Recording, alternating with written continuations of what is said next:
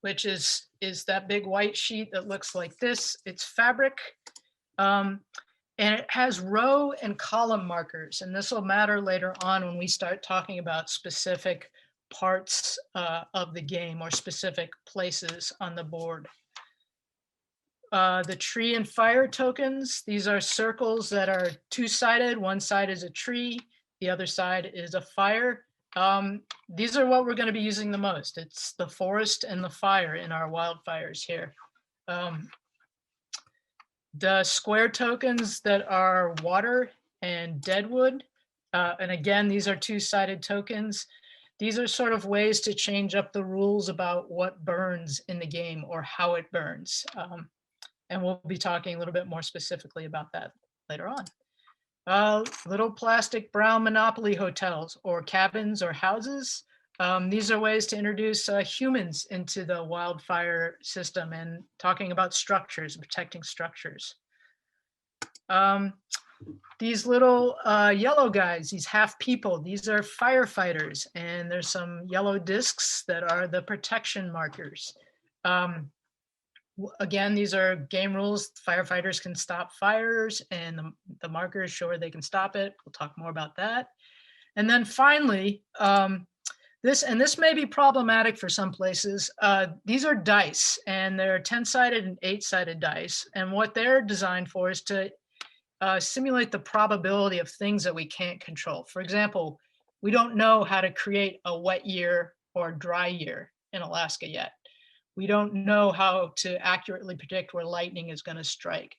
So these dice are used as a sort of a random number generator. If you are, understand that maybe some communities, dice may be considered part of gambling, or there may be other issues.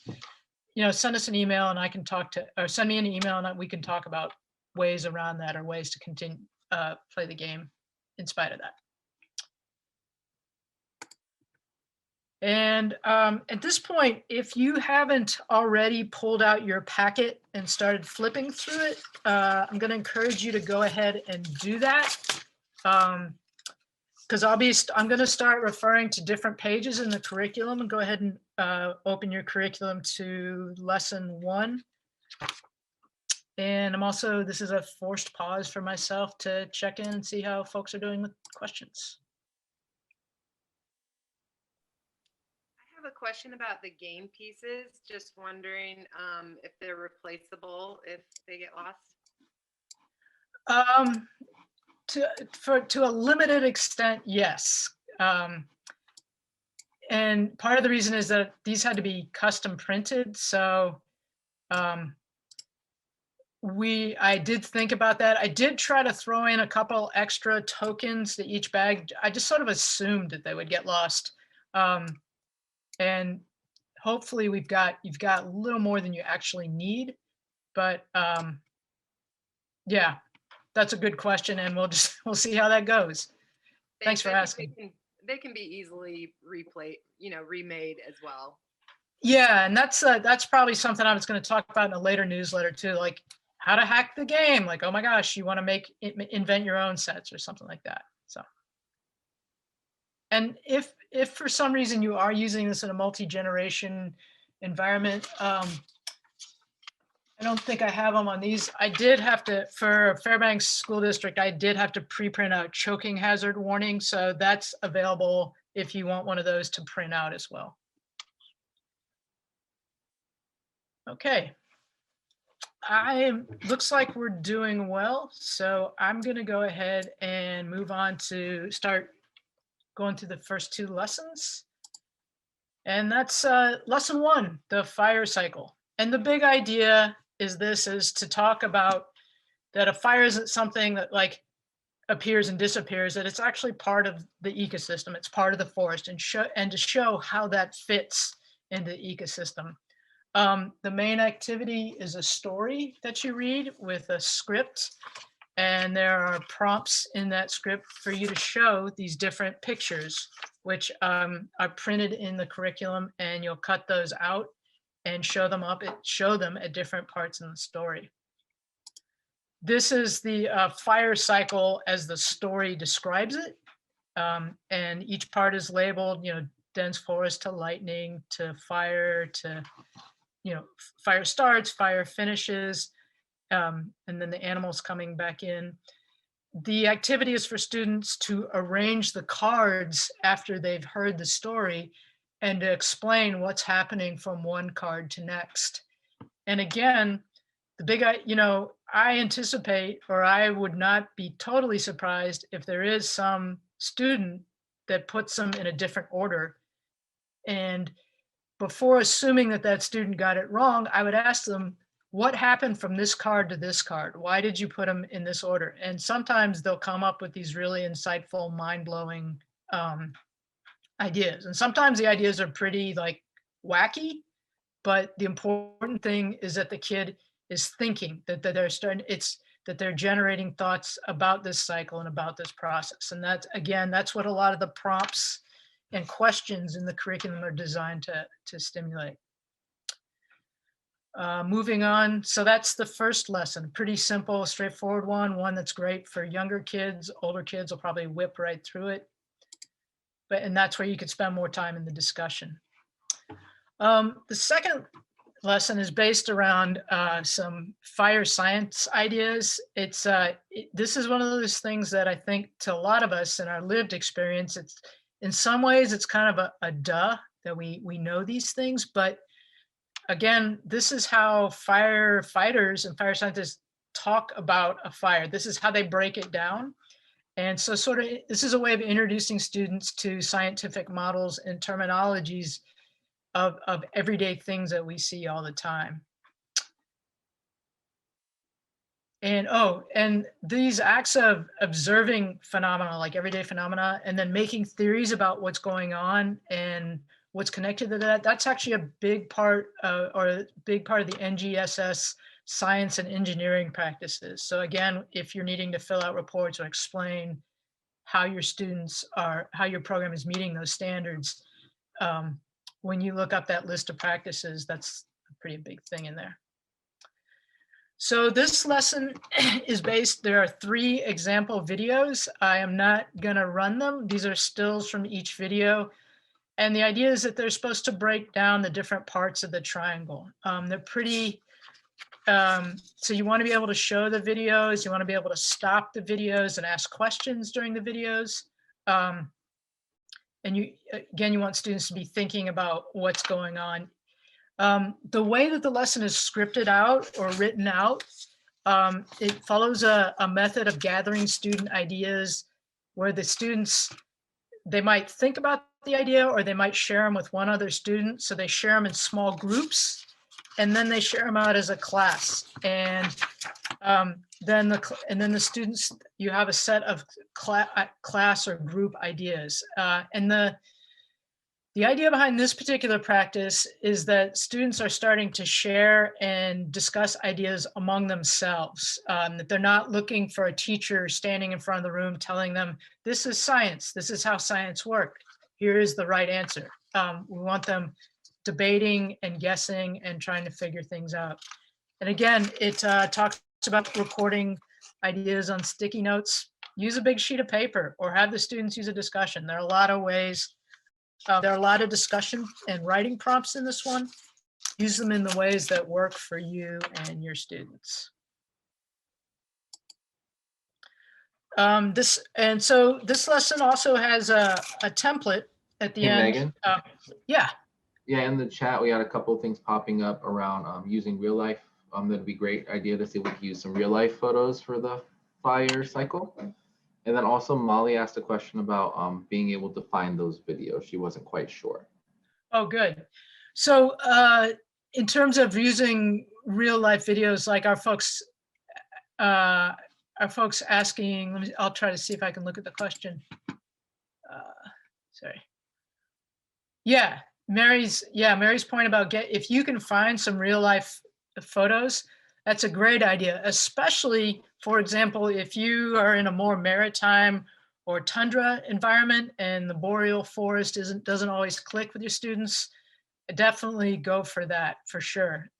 That's a great idea, Mary, thank you. And then Molly, yeah, these videos, so that at the end of this presentation, the end of this PowerPoint, I've got a whole page of links, including links to those videos. And we'll also probably be sending those out in follow-up newsletters and emails. Thank you. Cool. So just to clarify, it's not the videos that are on the notes and reference page from the intro? No, because I didn't have those ready yet. Okay, thank you. Yeah, that's a great question. So those notes and references videos, those are things that are like, they talk about, if you want to show more videos about fire behavior, like the kind of thing that a firefighter might see or the public might see, those things will help out, but they're not the videos in the lesson. Cool. Thanks, Peely. So this fire triangle template, you can do it. You can use it a couple different ways. The idea is to, even though we're introducing this technical tool here with the formal triangle that's used by the scientists, we're also trying to get the students to sort of rephrase it and break it down into prompts for the students. So for the oxygen leg, we've got what stops the fire or makes it burn more. For the heat leg, what starts the fire? And then finally, for the fuel part, it's what burns or what is on fire. One of the things that asking these questions and using these templates is it really pushes on what I would call because answers or because explanations, kind of like, well, why did that catch on fire? Well, because, and sort of pushing on what was the actual thing that happened? Well, there was a flame. Okay, where did the flame come from? And having them really sort of break those things down a little bit. You'll notice at the end of lesson 2, there's an extension activity, and you can have the students go ahead and apply the same breaking down the triangle processes to different fire situations that they might see in their own lives. Like what happens in the wood stove that you use in your house? What happens on the barbecue grill? These are all places where fire is present. How does this come about? All right, now we're getting to the good part. We're getting to the game. So if you flip to, at the end of lesson 2, there's kind of this funky pseudo, it says lessons numbers 3 to 5, Introduction to Fire Behavior Basics. And what this particular, it's just a 2, 3, yeah, it's just a little 3-page section. And what this section is sort of like, here's the basic mechanism of the game, the basic way that the game plays out, like the one thing to understand how all this moves. So it's how fire spreads, and the big idea is that if you have this grid, which is a forest, and one tree catches on fire, that tree is able to catch every neighboring tree on fire in every direction. So first tree catches on fire, and then it ignites all the trees immediately around it. Those trees catch on fire, and then they ignite all the trees immediately around them. So that's I mean, pretty straightforward. That's the big idea, but we'll get jiggy with it. We're gonna mess it up a little. So I got a couple of quick stop motion examples of what this looks like on a board. So here's a board. And I apologize for the glare. I don't have studio lighting in my house. Maybe when I'm a rock star, I'll change that. But for now, this is our board, and a fire starts in the corner. So I flip over that token right there. And so every adjacent tree catches on fire. And then every tree next to that catches on fire.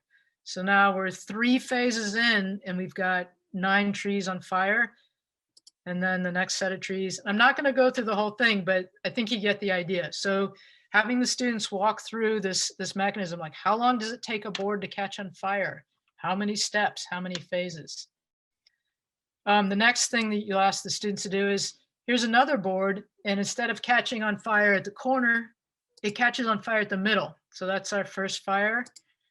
Second phase, and we're already at 9 squares. Third phase, and we're already at multiplication, 25 squares. And so that right off the bat, we start seeing how just changing the position on the board can affect how quickly a fire spreads. So that's our little quick and dirty intro. And then the actual lesson 3 is we have 6 different scenarios. And so in addition to having that grid with the trees catching on fire, there's some variations. And depending on which scenario you get, there are different variations. So at this point, I would like us to break into 6 different breakout rooms. And I'm guessing Hey, that's... Megan, while I get the breakout rooms going, Molly had a question about the creation of the games, if these were made by you. I cheated. I copied them off a lot of different people. I did a lot of reading about board games and a little bit about computer games. Yeah. So yeah, so feel free to take these and augment them and add to them. I have no, I love it. I'm attached to them, but I'm no pride, no harm, no foul. And I'm actually hoping you all can help me improve these and make these more useful for the classroom. Yeah, so I'm going to ask you all to go out into breakout rooms, and each room will take a scenario. There 1 through 6 are the scenarios. So room 1, do scenario 1, room 2, do scenario 2. We'll see how 15 minutes goes, because it's going to take a minute to lay out all the bits and pieces. And then we're going to, when we come back, whatever scenario you've been assigned, if you could be prepared to tell the rest of us about what scenario you had, what conditions it were there, and what you found out, like how you use that, because they're all different. A couple of the scenarios 1 and 2 in particular are pretty straightforward, pretty simple. So if you're in one of those groups, go ahead and feel free to, once you've done your scenario, figured out what the mechanism is, what you're going to tell everybody, go ahead and feel free and dive into one of the other ones. You probably won't get through it, but at least you'll get an idea of what some of the other parts are. And then finally, think about, just like Molly was asking, what happens if kids lose parts? Like, shocker, yeah, that's probably going to happen. Start thinking about other possibilities or variations to keep a heads up for. So with that said, I'm gonna let Peely start breaking you out into the different rooms. Yeah, so I'll start the breakout rooms, and if you guys are feeling comfortable, it's a lot easier to be in breakout rooms if cameras are on, so you're not just talking to a blank screen, but totally up to you guys based on your comfortability. And I'll start those now. So remember, make sure it'll have a pop-up that says to join the breakout room. Just make sure you don't push on the button that says to join the breakout room, and we'll give you guys reminders of time as things start to go down.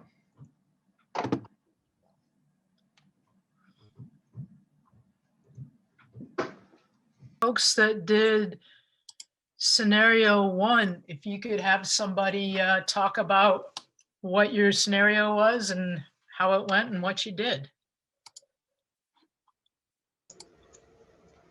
Well, I was the only one with a kit in my group, so we talked about just what was in the scenario, and it's basically an entire forest, and then you replace one tree with a cabin or a house, and then looking at what happens when the fire starts, and then what would happen if you removed a layer of trees around the cabin.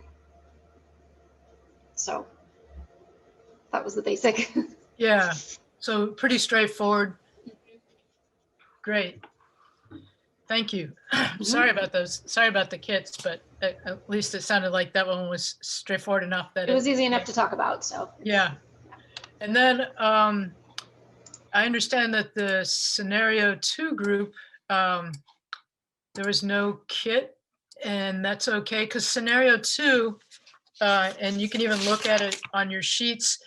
It's imagine if you fill the entire board with trees, and then you pulled a strip of trees away from the middle to make a fire break, to simulate a fire break or a road. Exactly. Thanks, Molly.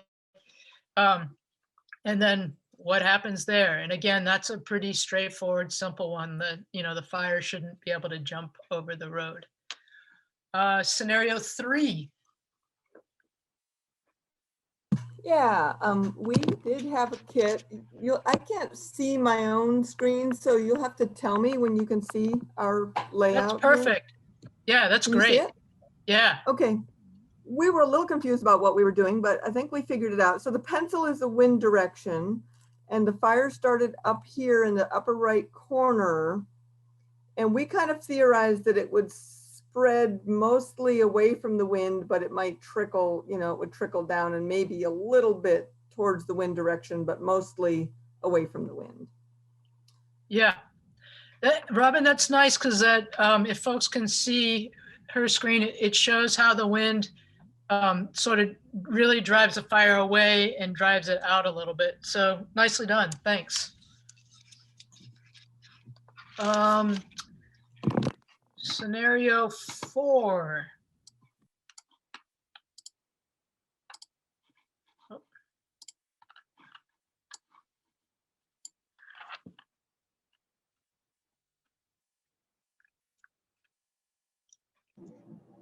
Amanda, are you talking? We can't hear you.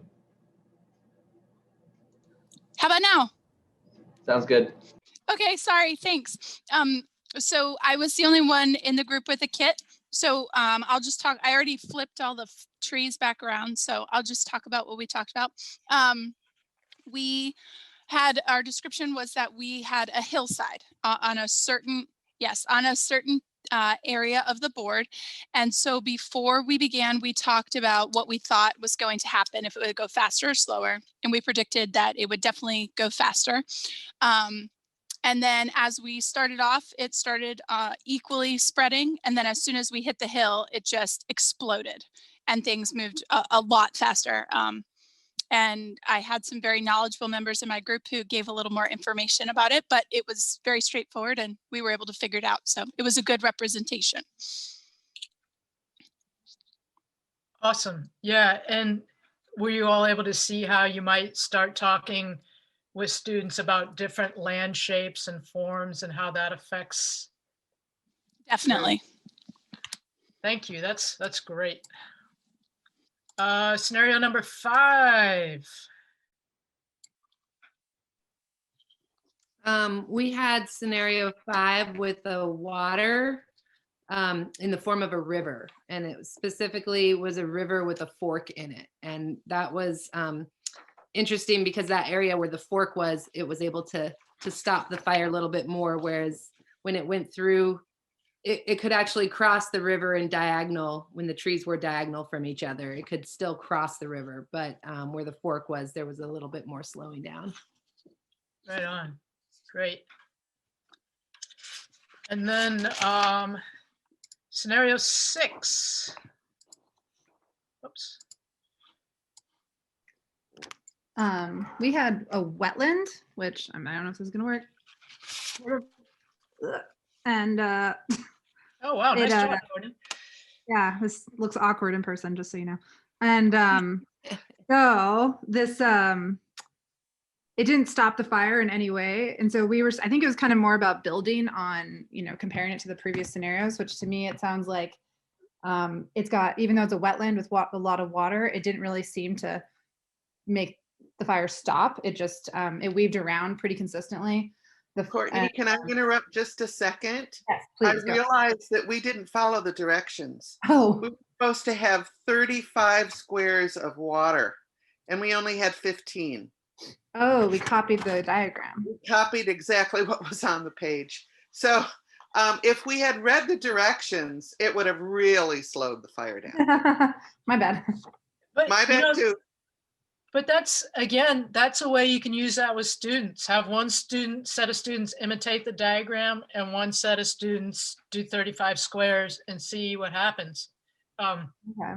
And again, that's the big idea, is like, it's a game, play with it and see what you can come up with. And just listening to y'all describe this, I'm thinking, oh, okay, here's some things here's some instructions I need to clarify or write out. So that's great. Thank you. Yeah. But it was interesting. We did keep track of how many like rounds of fire it would take to get the whole board. And that seemed like an interesting way to like compare and contrast different scenarios. Absolutely. Yeah, that's a great point. And actually, so I'm kind of whipping through these lessons, skimming through them, but you'll, as you read the lessons, you'll notice that some of the lead up activities, they have students do things like, what happens if you only plant a tree on every other square? What happens if you have X number? So, infinite variations. And I think the kids will probably be pretty good at coming up with different variations themselves. So, sweet. Well, thank you all. I'm really glad we got through a round of examples there. I'm going to go ahead and talk about the next two lessons, which are, so I'm bouncing back and forth between my educator hanging out in the woods with kids playing, just speaking like a human talk. And then there's my researcher hat. And with my researcher hat, the normal fires and things that we've been doing, I would just call like the system. And then the things that we're doing to play with it, I call perturbations. Like you're messing with the system. You're seeing different ways you could change it. So lessons 4 introduces 2 new perturbations or variations or complications. One is these water/dead wood tokens. As we've talked about, and I think is pretty intuitive for most of us and students, water does not burn, at least not in Alaska. But conversely, the dead and downed woods, that's a lot more fuel load. And again, that's a term that fire scientists and firefighters use. Basically, it means it's going to burn hotter, burn faster. And then we've got firefighters, and firefighters have the capacity to protect the square that they're on and some of the squares around them. One term that you're probably going to have to and it'll be interesting. It'll depend on the community and the background of the kids you're working with. But this lesson uses the term prescribed burn.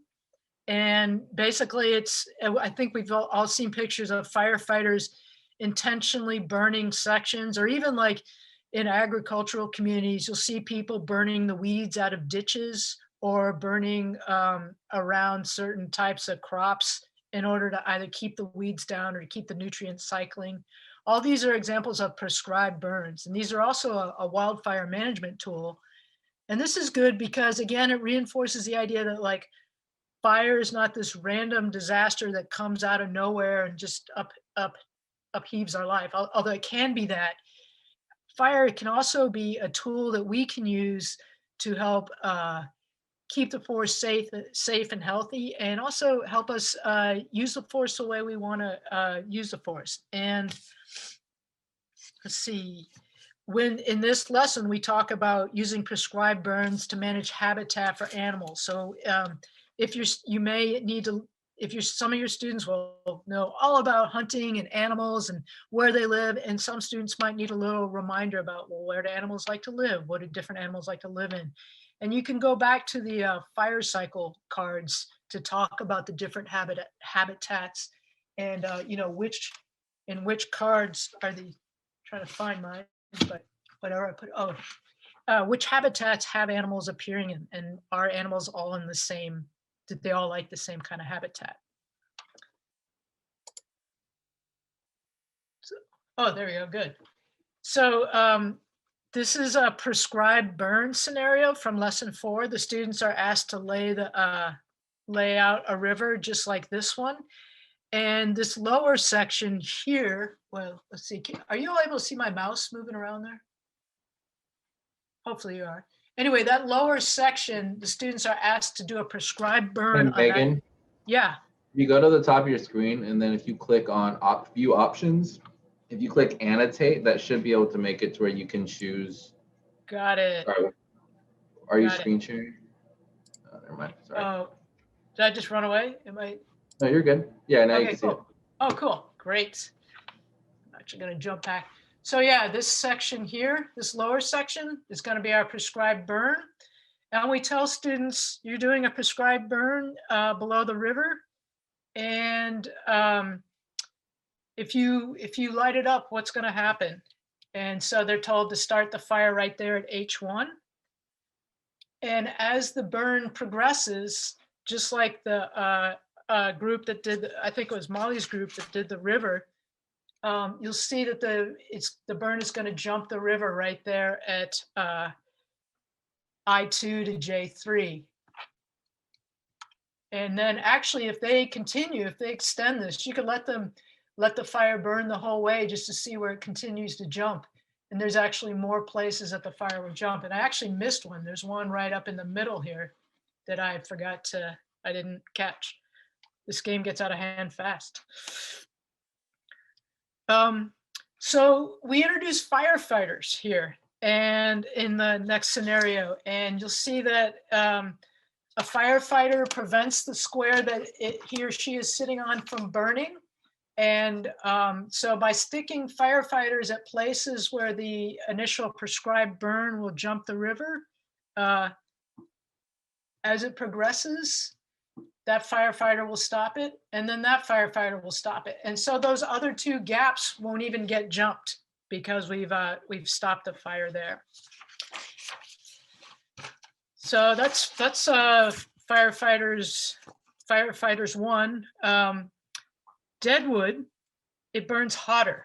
So if deadwood catches on fire, it's got different rules. It burns in every direction, but in the horizontal and vertical directions, it actually will burn further out.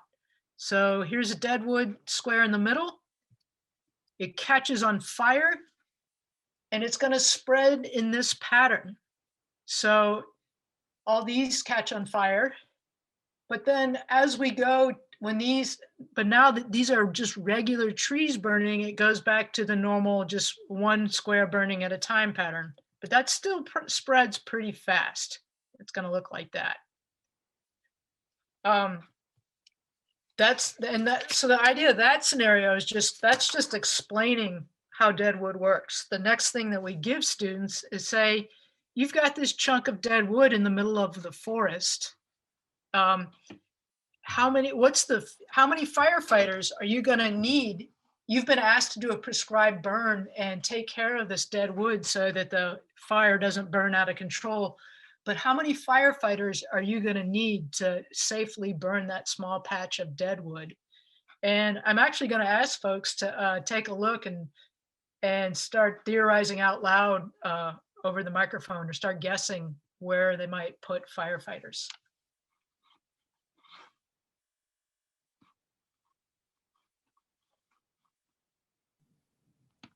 Can we talk now, or do you want us to wait and think? You know what? Wait times for kids. You guys can go ahead and just blurt it out. No. Well, from what you said about the vertical and the horizontal flames basically taking 2 squares out, then you would need more firefighters in a vertical and a horizontal position than you would in a diagonal. Nice. Yeah. Other thoughts or ideas? I like that, Susan.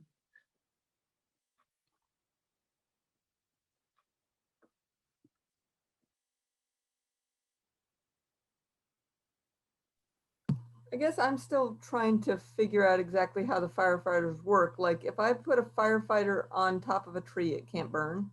Correct. Okay. And I don't know who that was, but thanks for asking. That was really helpful. Robin. Thanks, Robin. So they would need to place firefighters all the way around the deadwood section. Otherwise, the fire could get out if they're trying to do a prescribed burn. Right. But remember that a couple of things that we've got in our favor are that if a firefighter's, so for right now, I'm keeping it simple. Fire can't jump over a firefighter. So even though this deadwood burns 2 squares vertically, as long as there's a firefighter blocking it, it's not going to jump over that firefighter, if that makes sense. The other thing is that, keep losing my mouse here. The other thing is that firefighters, they have those yellow protection chips, so they can actually protect up to 4 squares next to them or adjacent to them. So I'm going to cut, sorry, who's that? Oh, sorry. I didn't realize I was unmuted. I was just like hemming and hawing to get my Oh, thought. okay. But yeah. No worries. So this was like so this is one possible solution. So I've got 4 firefighters there, and they're using they each have 3 chips that they're able to protect. So the top firefighter, she's able to get those 3. And like I said, the fire's not going to jump over them.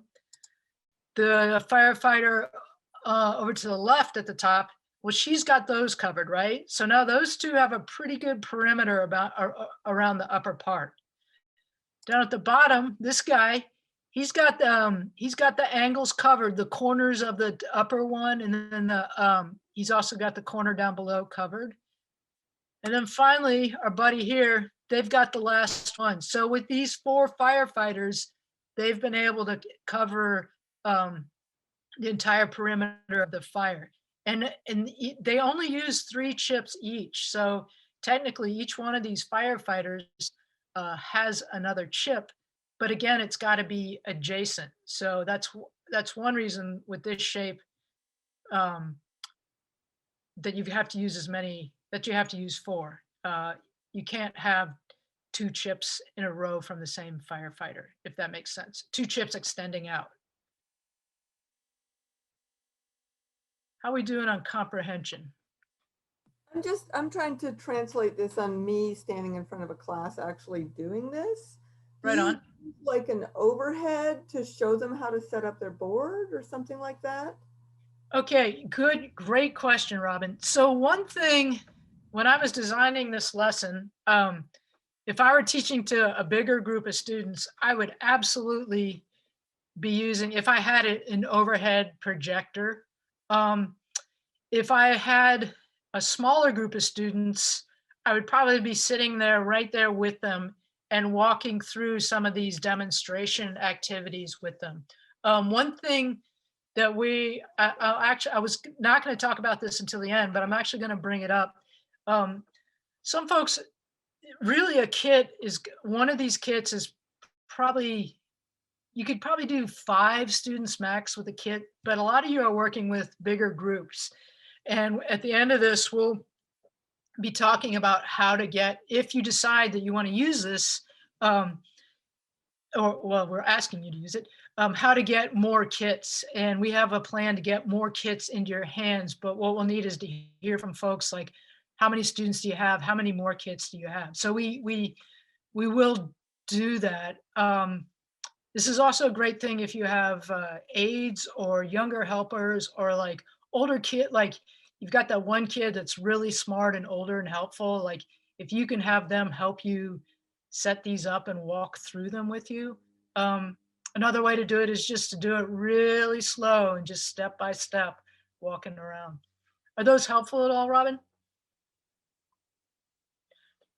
Oh, and actually I forgot, there is one other thing, and that's I have demonstration videos that talk about at least some of these mechanisms in the links at the end. And those might be also something that you can show. The idea is you can show that to a class, and the videos are really slow and they're easy to stop so that you can stop and say, okay, what's going to happen next? Or this is what's going on. So that'll be another teaching tool. Great. What's cool about this is that there's multiple solutions, right? So you're showing them how to set up the initial board, but then you're asking them to come up with the solutions. And so that part is up to the students, right? Right, right. And again, it's not about getting it right. Although like, yeah, it'd be nice not to burn our cabins down and things like that.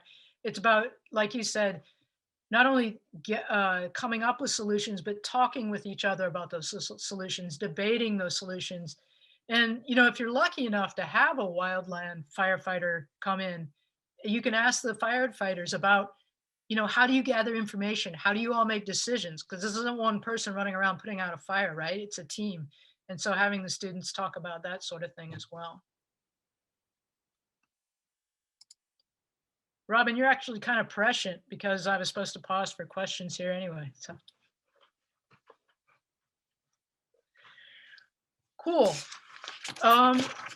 Well, we're doing well on time, and I'd like to talk about the last lesson and the last little set of perturbations. I'm not seeing any questions in the chat, so lesson 5. Yeah, I called it chance and occurrence. Basically, I mean, I think one of the cool things about this lesson is that in talking about wildfire, it's something that like we can do stuff to mitigate it, we can do stuff to affect it, but ultimately we can't really control it. We can only kind of control it. And so this lesson really starts looking at those aspects that where we have to start either responding or thinking ahead when it comes to fires. We're talking about lightning, we're talking about seasonal weather changes. If you want to talk about climatic changes in Alaska and in the polar north, that's a great way to do it. If that's something you're not comfortable with, or that's not a great idea with your population, you don't have to touch it. This is weather. Lightning happens, wind happens, dry years happen, wet years happen. The lesson begins with the students there. If you flip to the page 3 in lesson 5, you'll see these little, a page that's designed to be cut into little slips. And these are I call them challenge sets.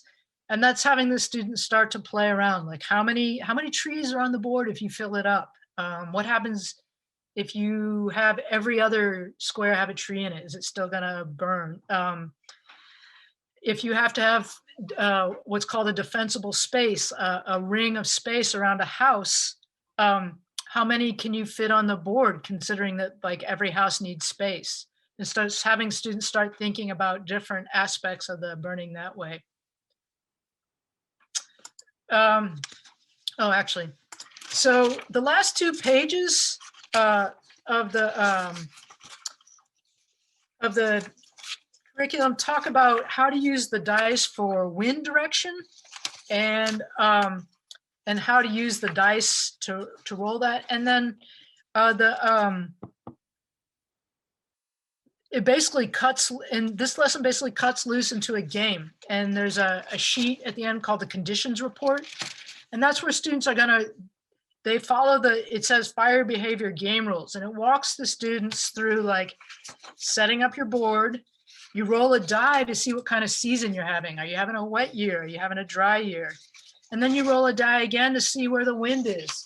And there's a pretty specific set of instructions at the end showing them, walking them through how to determine which direction the wind is blowing with. And then there's this helper arrow to help the students remember where is the wind coming from as it's blowing across the board. And then they roll for lightning, and that's where the grid numbers will come into effect. And from there, they let so on the conditions report, they'll record their different conditions. They'll run the burn and see how it goes, and they'll make notes. And hopefully they're able to do this 2 or 3 times. That right there is a sort of quick and dirty introduction to the game and to the gameplay. I'm gonna go to where I can see everybody, and if you can either raise your hands or thumbs up. We're doing great on time.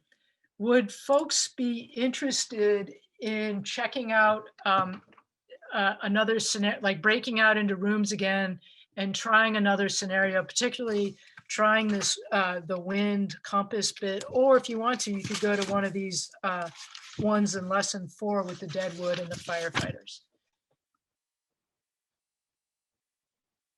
I see a thumbs up from Courtney. Susan's got a thumbs up. Robin's got a thumbs up. Adrian, all right. How about Mary Sweet? Well, what if we go into maybe, oh, hey, Amanda. What if we go into maybe 4 rooms this time, 3 or 4 rooms, and then the odds of at least one person having a game board will go better. And let's do that for about, I'm gonna say, let's do that for 10 minutes.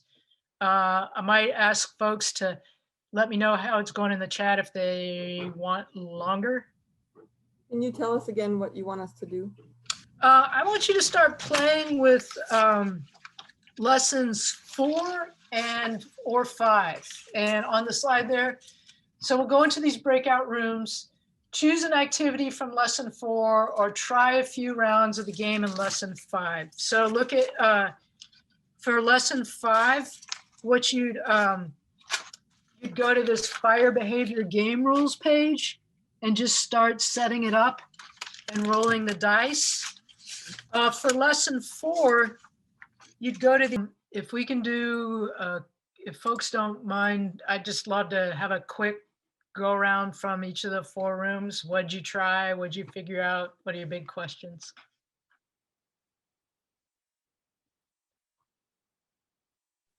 I've got a question. We did the I guess this is lesson 5 with the where you roll the 8-sided die. Mm-hmm. And we set up our board, like it said, 1 house with a fire break, a river with 8 spaces long, and at least 40 trees. But then I noticed when I rolled the 8-sided die for climate, I went ahead and flipped all those trees to fire according to what the conditions said. But then as I then rolled the die for wind or rolled the die for lightning strike, almost everything's already burned. So are you supposed to set your conditions first and then start going?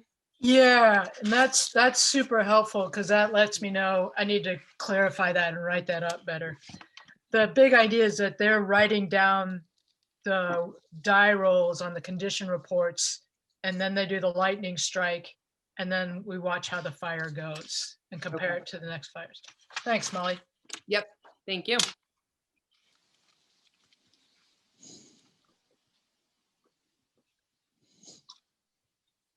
Other rooms.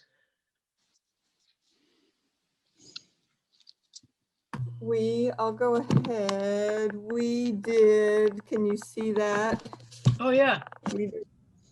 So we had dry conditions. We did the fire behavior game. We had dry conditions. It was very dry. I had set this up. The fire started here in A5 and just like torched the house immediately. It was rude. But we didn't really have time to go through everything, Yeah. Well, cool though. It sounds like, I mean, right off the bat, Robin, that looks like a great example of, if I were a kid, I'd be like, well, dang it, I did everything right. I put a defensible space around my house. And then with the lightning roll, it still caught on fire. So that's exactly the kind of chaos, I guess, we'd like to see in the game a little bit. Thanks. Next room. In my room, we had a question about the challenge sets, because I think we wanted to jump into the gameplay that you kind of primed us and talked about. Yeah. But we were kind of curious why we would need to do these challenge sets first, or if we needed to, or if we could just jump into the game. Yeah, and that's totally an awesome question. I think, and this is going back to, I was imagining if I were teaching this in a classroom and I was teaching this as a lesson at a time with a group of kids. For you guys who have been in this, I would have totally skipped the challenge set. If I had a class of kids that we'd done lesson 3, we'd done lesson 4, we did lesson 3 2 weeks ago, we did lesson 4 last week, now we're doing lesson 5 this week, and I just want to get their brains turning again about warming up, about thinking about the trees and the fire. Then I would use the challenge set. If I were mashing these lessons up, I would either do it a lot earlier, like maybe stick it in lesson 3 or lesson 4, or maybe just skip it altogether. Did that address what you guys encountered or what you were talking about? Yeah, I think so. So the challenge set is almost a refresher of the previous lessons. For sure, yeah. Okay. Yeah, so if you were to just be given lesson 5, you would, like, without any of the other previous stuff, I could see that challenge set being useful. But with this one, I would say I would rather have the just go straight to the game rules. Yeah, absolutely. But yeah, like you said, it depends on the setting. But yeah, no, that's a great point. And I mean, again, I'll use these to modify the curriculum and switch some sheets around, put some notes in. Thanks. Yeah. Cool. Yeah, Molly. And Megan, I realized too what I just didn't read the whole thing first before going into it with lesson 5. So now I see at the end, roll for the lightning strike to figure out where the fire began. That actually makes a lot more sense. And I just jumped into flipping it over after I rolled for climate. So it's more of a classic user error of not reading through and reading all the directions, I think. So what I hear you saying is that you did it exactly as a kid would do it. And these are the kind of things we need to keep an eye out for. Right. Perfect. Last but not least, group 4. How'd it go for you all?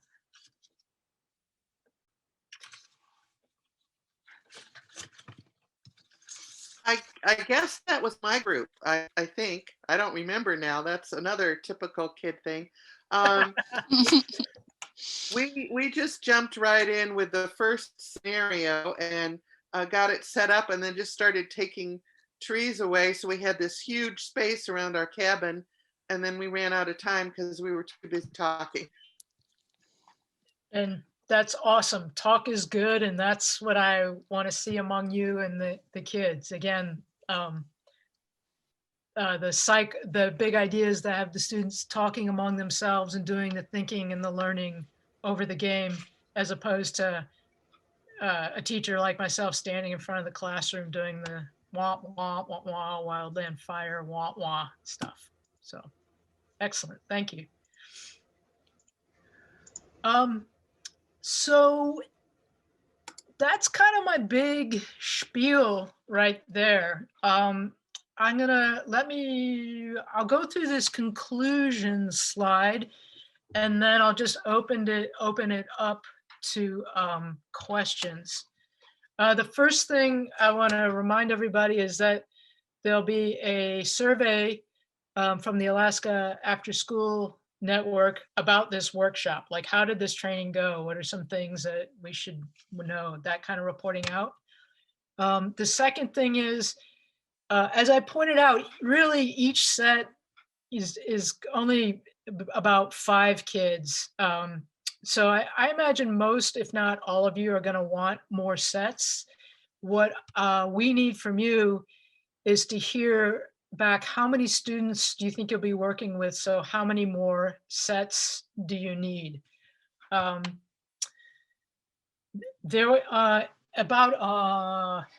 don't even know what day it is. About 6 weeks from now, there'll be a follow-up call with questions and ideas, just sort of a check-in to see if anyone's had a chance to start implementing the curriculum. What have they found out? What do they have questions about how things work? Have they been trying it and something hasn't been going on? So that'll be Friday, March 26th from noon to noon 30. There is a list of resource links, and it has the lesson 2 examples. It has demonstration videos showing, again, how some of these things work, so that if you're showing a whole classroom, showing us a whole classroom, you can use that video. And it's going to be a living document, because I imagine that someone's going to have a really good idea. Be like, hey, could you film a demonstration video of this or that? And then I can film it and just stick it on the links. That link page is immediately after this slide, but it'll also be sent out as an email or a Word document after this training. Theoretically, this presentation will be available as a PDF. It's a huge PDF, so I'm not sure how helpful that is, but I'm going to see if I can do something to shrink it. And I think also this is being recorded, and I'm hoping that we might be able to offer this recording as a training for folks. And then finally, at the end of, I should have said, so by the the target or the deadline for implementing this is June 30th. So you have well until the end of the school year to implement this or do this with kids. Once you've implemented it, please be on a lookout for an evaluation email from Angela Larson, or it might be from the Goldstream group. And I want to put in a plug for this email because it'll just like with the workshop, it'll help me figure out, okay, what needs to be improved on this game. And B, this is how we're going to report back or talk about this work with our funders, which is how we are able to put these sets together and send them out to you all. So we want to keep our funders happy, and I'm sure you all know that game extremely well. I'm going to jump to the resource link slide, and then I'm going to open it up to questions.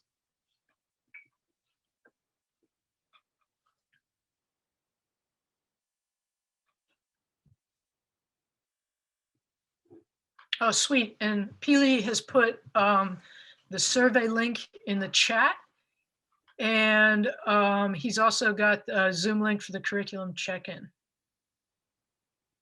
Oh, and also, yeah, Mary, I think that's a great idea.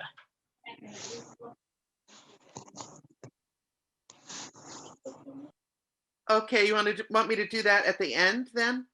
No, go ahead. I'm going to give you the floor now. Let's just go crazy. Let's open it up to questions, comments, ideas. Oh, okay. For just real briefly, I don't want to take too much of Megan's time, but Molly Gillespie and I are actually teaching a Wildfire and You in the Changing Climate educators workshop right now through University of Alaska Anchorage.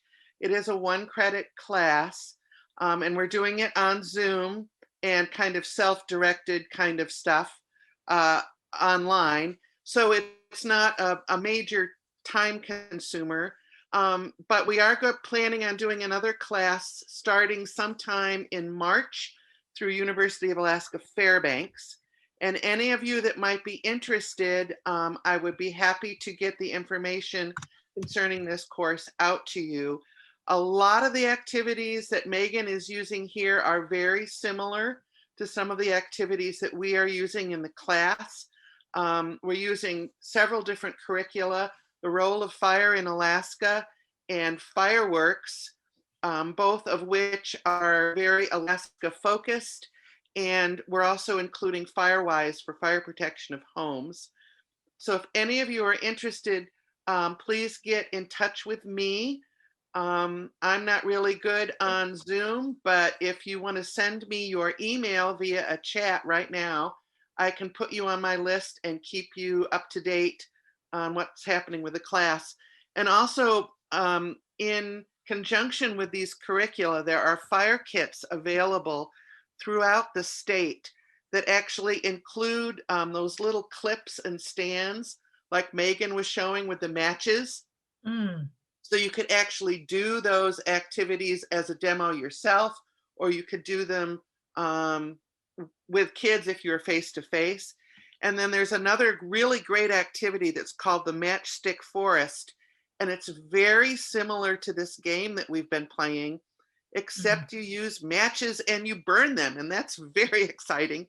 So I won't take any more of Megan's time. But once again, if you're interested, I see a bunch of emails that have popped up. Just stick your email out there and I will put you on a list and keep you posted.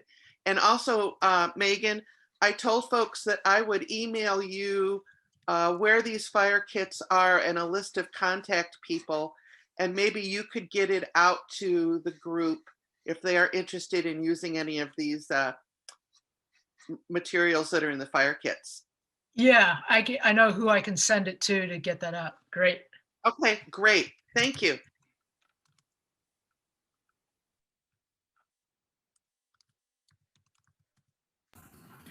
Megan, I have some questions about the materials, and I don't have the kit with me. I haven't received it yet, so sorry if some of them would be obvious if I have the kit. No, that's really challenging. But a couple things that I just thought of going with it as we're using it and trying it out. is it possible to make copies of like the lesson plans and those type of things? I would be utilizing this kit as a science kit for teachers to check out.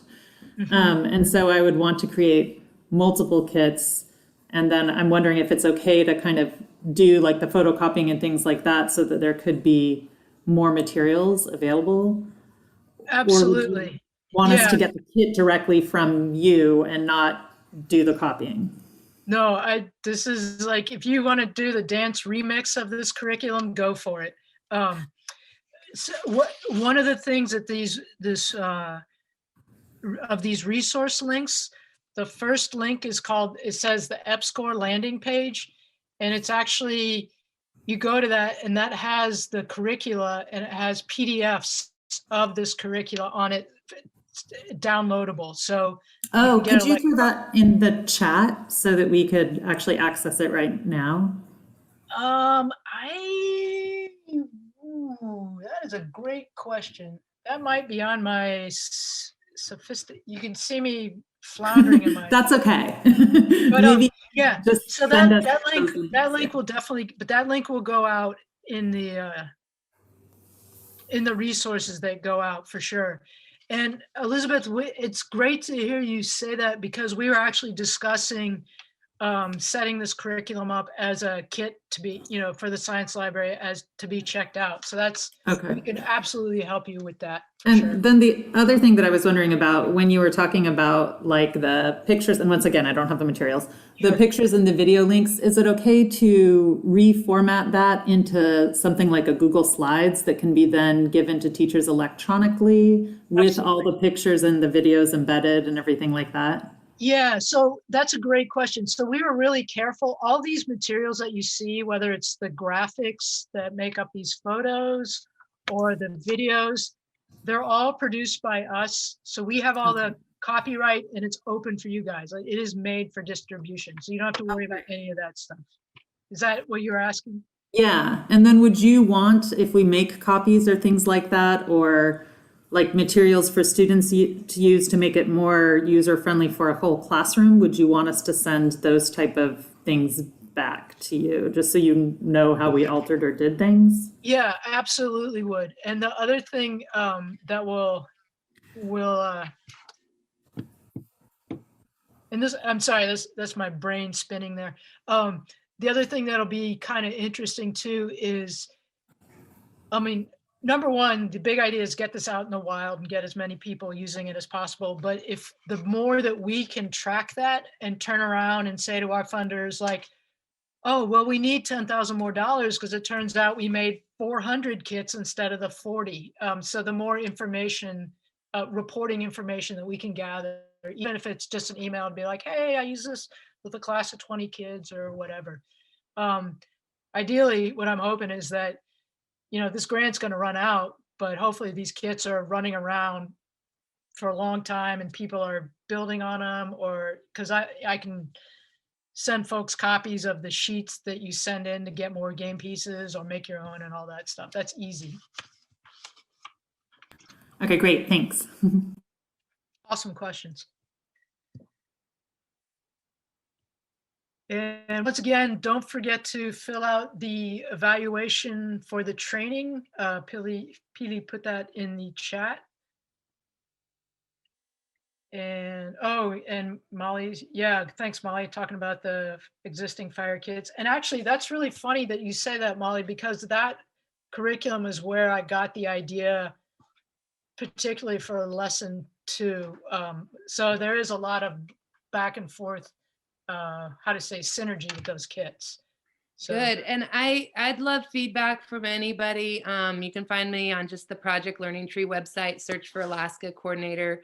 If you try to use those kits or you try to access them, in starting next fall, I'm going to be tasked with the job of refilling the kits and really trying to hone in on the whole system of those.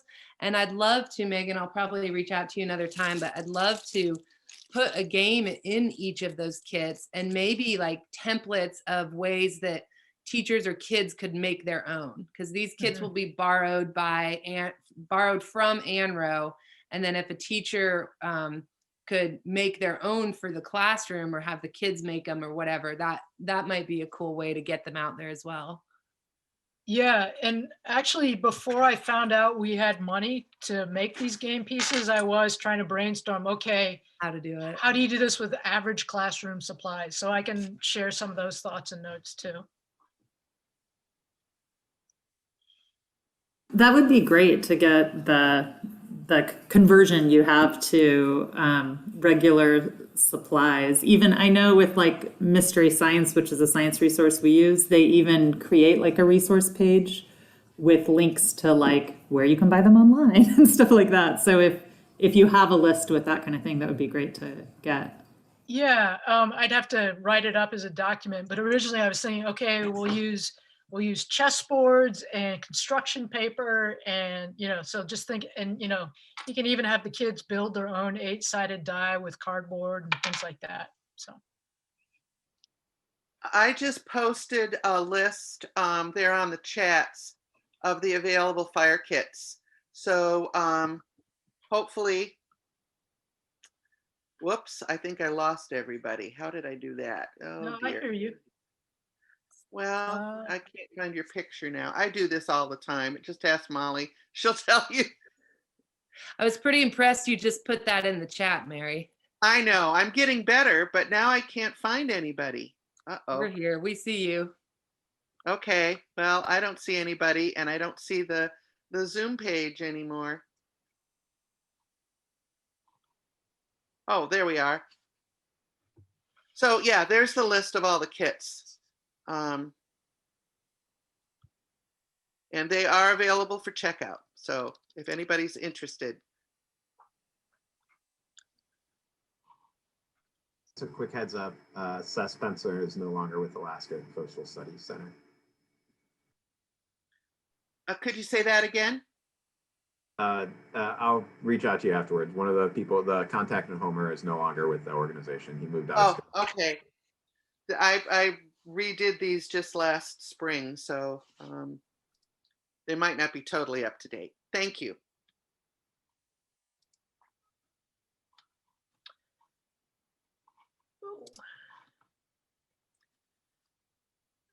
Well, I want to thank folks for participating, coming to this. This is actually really exciting. It's only a year since this was supposed to be actually in front of students and in school. So to see that actually becoming a possibility I'm really happy about that. But yeah, thanks for your time. Feel free to contact myself with questions, and also Alaska After School Network will also be reaching out and sharing further resources with you all regarding these kits. And once again, just so if y'all are sick of me saying this and I've done my job, don't forget to fill out the training evaluation in the SurveyMonkey link that Peely put in, and I'm going to put it in one more time. And thank you. If we could give Megan a round of applause and thank her for her time. They're virtual ones. And then last thing, Megan, just because I had to duck out for some other meetings, also mentioned the check-in time as well that folks have if they would like for March 26th. Great. All right. Well, thank you all for joining us. We will be in touch with kind of information and links coming after the training. So thank you, and have a great weekend, and stay safe out there.